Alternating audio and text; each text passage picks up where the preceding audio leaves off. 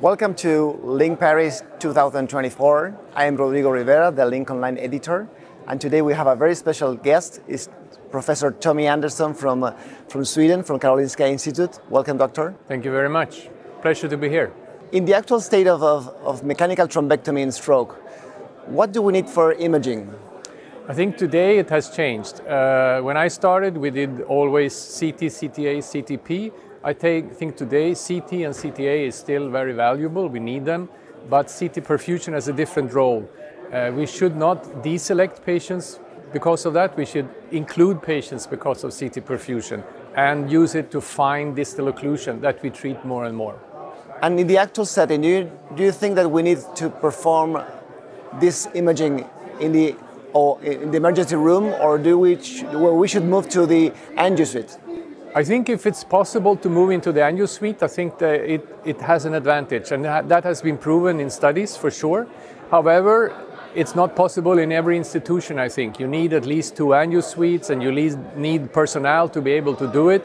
So it takes a bit of effort, and you should select patients, maybe not doing everyone. But if you can do it, I think it's a good way to go, and I think that's what the cardiologist has done, and I think we should move in that direction for sure. One of the debates is we do CT or MRI. You have both settings. What do you prefer? I think in most countries CT is the first choice. In France and maybe Romania, other countries, it's MR.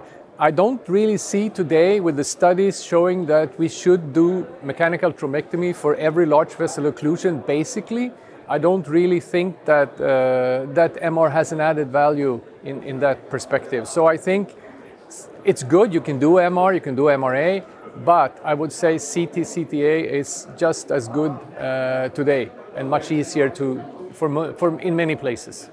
And do we still need advanced imaging for strokes coming below 6 hours? I think that we could probably have very similar criteria also for the late time points. Yes, maybe you use something like looking at collaterals or something like that. You can do it, and you can be a little bit more careful. But basically, I think it holds true that even if you already have a large infarct, even in the late time point, there is a treatment effect. So I think less and less important also in the later time point. Now we study or we scan the whole brain for looking for images. Yeah. So do we need to scan the vessel or what's the inner content of a stroke? I think in the future we will take advantage of new techniques coming, like the sense on wire, for instance, so we know what the clot will be like. Maybe it's a different pathology like ICAD, intracranial atherosclerotic disease. OCT is another very promising technique where you can actually look inside the vessel.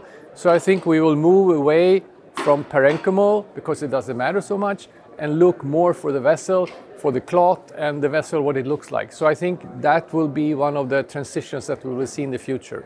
And what are we looking for? What are we searching in this? In looking the clot? Are we searching more revascularization? That's the goal? I think we know since many years that clots are different, and if we can beforehand see what kind of clot this is, related to the location and so on, we can tailor the approach better. We know better what to do, how to approach this one.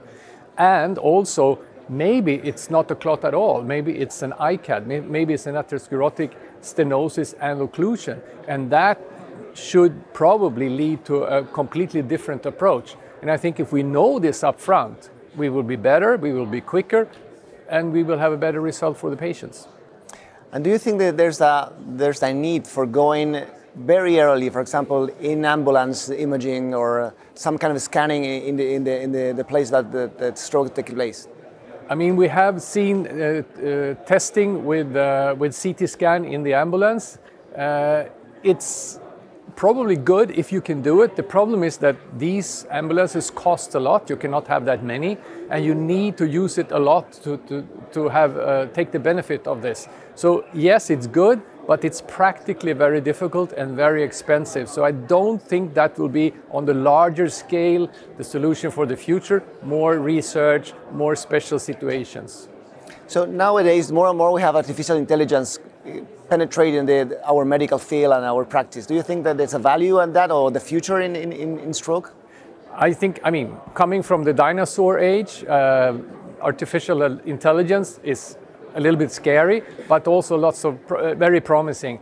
So for sure, I think it will take advantage of that to interpret the images quicker, to get to a decision quicker, and maybe also help in how to approach this particular patient. What devices to use, what medicines to use, whatever. Do you foresee a future of our practice being more like cardiologists, receiving every patient and then doing thrombectomy, mechanical thrombectomy without any image, or just clinical? I think we're moving to that direction. I think we still need some imaging. It could be in the angio suite for sure, but we need to know if there's a bleeding, for instance, because then of course it's a completely different patient.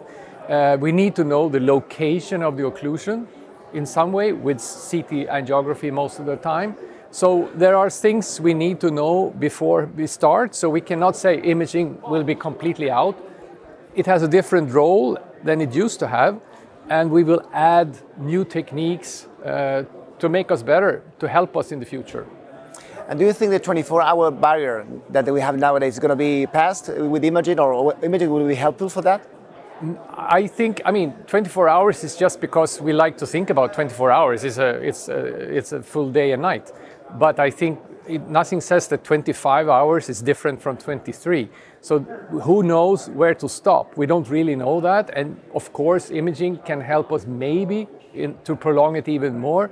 But it seems like in most patients, and probably also after 24 hours, it's always good to remove the clot, secondary effects, etc. So I think we will see a further extension of the time in the future, yes. And for a closing word, what would you like to say about imaging and stroke? I would say imaging has changed. Imaging is still important, but we use imaging in a different way as compared to before. And there will be new methods that we will take advantage of for the benefit of our patients in the future.